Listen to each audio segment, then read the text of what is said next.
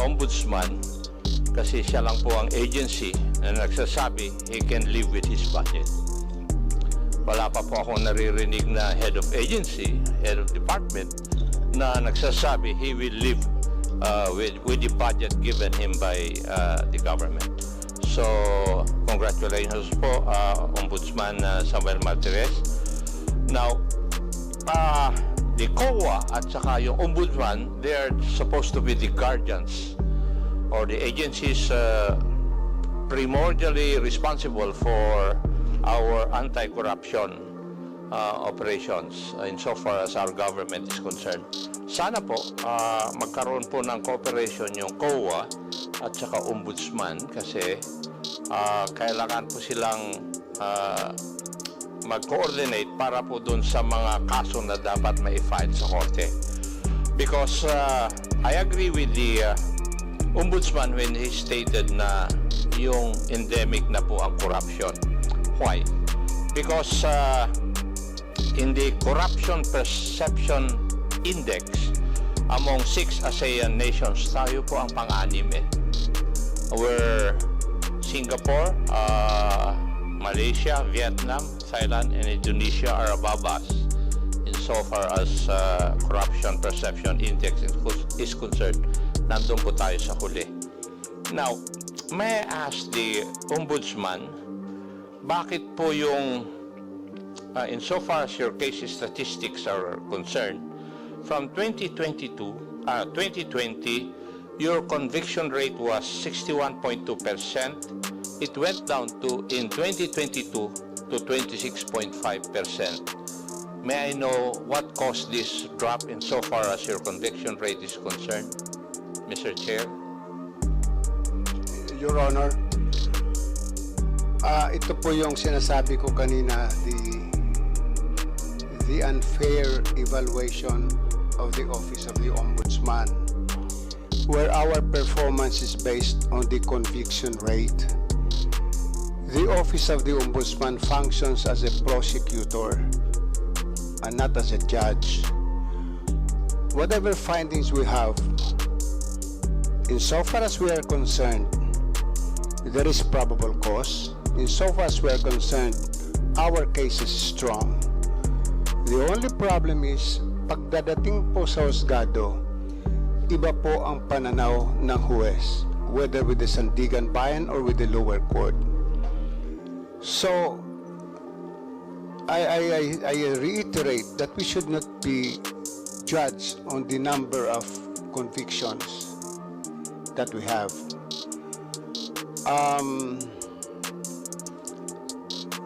Hindi naman kami pwedeng maging investigador, a prosecutor, and a judge all at the same time. So we stop at the role of being a prosecutor, investigator, and a prosecutor. So ito lang po ang hinihiling ko, not only in Congress, but also with those who would rate the Office of the Ombudsman, especially Transparency International, some agencies of the United Nations. Wag naman kami sasabihin, i-rate kami on the basis of our performance as conviction sa court. Hindi ho kami musgado Kami ay prosecutor. We cannot tell the justices of the Sandigan Bayan or the judge of the Regional Trial Court, i-convict ninyo. Of course, we cannot do that. In much the same way, not if we secure conviction from the Sandigan Bayan, the accused goes up to the Supreme Court, ibang pananaw ng Supreme Court, reverses the Sandigan Bayan, and convicts the accused. Marami yung ganyan or acquits the accused. So, I find it so unfair that the Office of the Ombudsman or our fight against corruption is based on the number of convictions. Ano na lang hong nangyari sa mga pinaghirapan, pinagpawisang mga investigasyon sa mga kaso, where we even go to the extent of going to Patikul. We go to the extent of, going to, in fact, one of my prosecutors, one of my investigators has to resign. He was threatened by a mayor in Region 6. Nanghihingi po siya ng mga dokumento, sinigawan siya ng hindi niya alam na yun ang mayor. tinanong siya, sino ka? Dahil hindi niya kilala, sumagot din siya, sino ka rin ba? So, from that time on, he was threatened by the mayor. He has to resign, and he's now in Canada. So ito yung mga facts, mga realities na dinadaanan namin na hindi na-appreciate itong mga nagre-rate sa amin. Ang tinitingnan lang po yung conviction rate. Sana po wag yung conviction rate. Dahil kahit ano po ang sabihin namin, kahit i-assign ko dyan ang isang napakagaling na abogado, kumuha pa ho kami ng isang private lawyer na napakagaling, kung iba po ang pananaw ng husgado, wala kayong magagawa. Sana husgahan kami sa aming disposal rate, sa number of cases that we dispose every year. Yun lang po, Your Honor. Thank you very much. Thank you, Mr. Chair. Hindi ko naman po hinuhusgahan yung conviction rate ng kwan. I just read the statistics insofar as your case statistics are concerned. But if we look at your evaluation rate, it's from 2020, it's 52.5%. It rose to 80.1% in 2022. Kita po naman dito sa statistics na ito. Kaya lang po nagiging curious po ako sa pagtatanong kung bakit ganito. So I find your answer logical, sir. So I will go to the next issue, which is your budget. Sir, excuse me po. Ipagpaumanin po ninyo, pero I'm not pointing an accusing finger. Nakasanayan pong gawin ng mga tao sa Ombudsman na gumawa ng ganitong report na inilagay yung conviction rate. Ayoko na lang pong baguhin yon, baka magmukhang kontrabida po ako sa mga predecessors ko. Maraming pong salamat. Thank you. Mr. Chair, if we look at the budget of the Ombudsman, its cost structure would be 3.4 billion for general administration and support, which it's because of their PS, and 30.2% or 1.5 billion for operations. Now, kung titingnan po natin yung operations budget nila, the bulk would go to anti-corruption investigation program.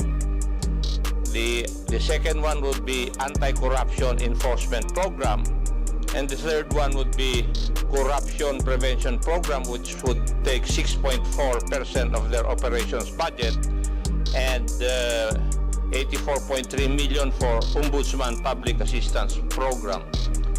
May I just ask, Mr. Chair, bakit po yung prevention aspect dito ay mas maliit po ang budget kaysa dun sa anti-corruption investigation program at saka anti-corruption enforcement program? Hindi po pa dapat mas maganda yung gastusan na lang po natin ng mas malaki yung ating prevention, kasi we are preventing the commission of corrupt practices.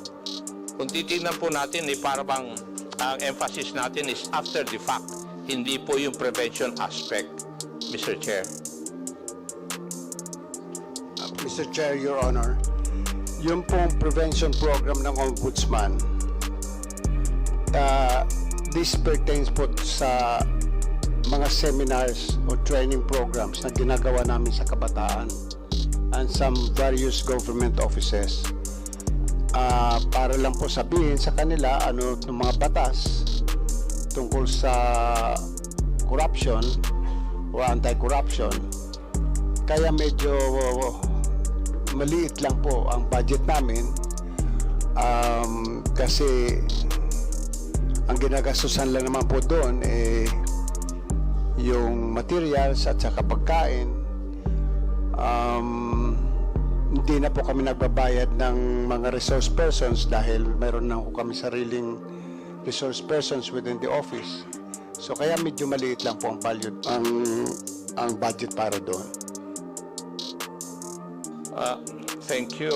Would you agree with me, Mr. Chair, that we should increase the budget for corruption prevention? Kasi yun po ang kailangan natin i-prevent natin. Hindi po yung we act after the fact. Yun po yung aking punto lang. If I ask the personal opinion of the Honorable Ombudsman, would he agree to this? Your Honor, 1,001% I agree with you. Marami pong salamat, Your Honor.